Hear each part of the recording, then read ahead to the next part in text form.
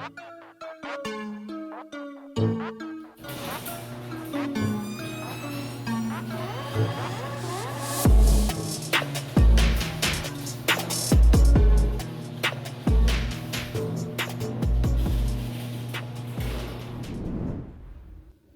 going on, guys? So originally I was going to make a video about how my fuel pump wasn't working. It wasn't turning on. Whenever I would ignition key on, it wasn't turning on. Didn't know if it was a relay or a fuse or if I had a bad fuel pump or what. But I ended up coming out, keyed on, fuel pump works. So I don't know what the problem is. So I ended up getting the Ben and Jerry unit installed.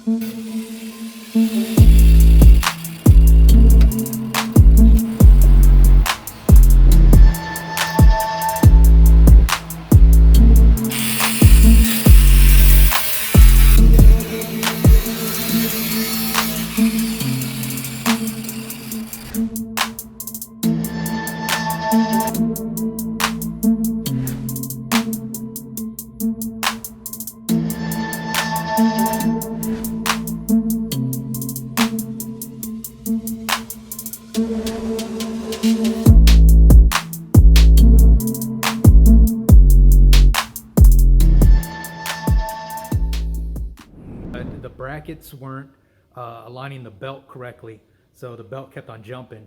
I think it was the type of bracket that was on there. It only used a single, and as you can see in this picture right here, I ended up using a different quick bracket that used 2 plates,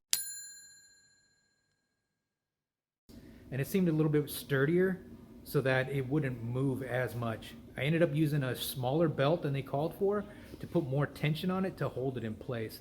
I don't know if it's going to work, but it seems to be holding. On the startup, you can hear the belt whining a little bit, and that's because it had skipped off of about 2 ribs. So I adjusted it, and hopefully that'll fix the problem. Hopefully it holds. If not, then I'll have to see if I can shim something out or move something around, see if we can fix that. Let's see, what else? I ended up putting some US mag wheels on the truck, 20s by 10 in the back, and then 20 by 8 in the front, wrapped in some BF Goodrich TAs. I like them, they look good. I think it fits the truck.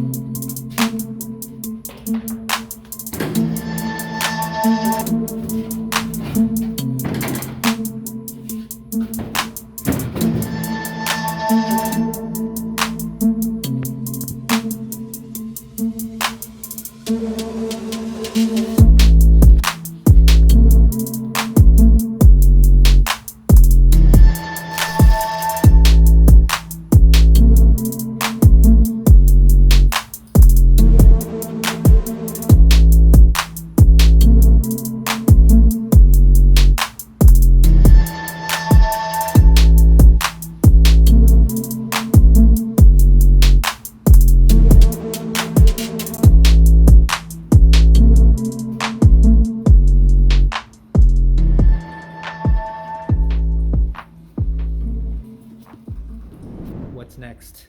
What's to do? Let's see, I put the oil pan on, so I got a little bit better clearance. I'll show a picture of that.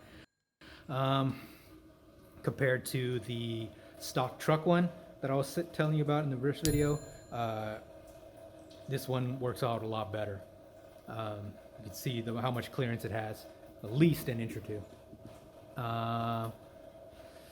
There's a lot of little things that I did when I first put the LS motor in that probably newbie things that I should have did correctly.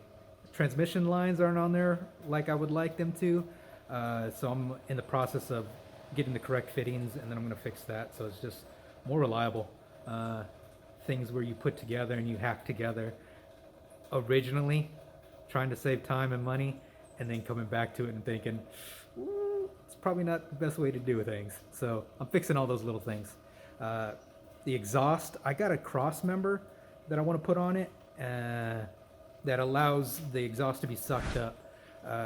I'll show some pictures of that on how on the stock cross member on these C10s, one side goes up and over and then one goes straight, and you have to run the exhaust underneath it, and then one side works but the other side doesn't.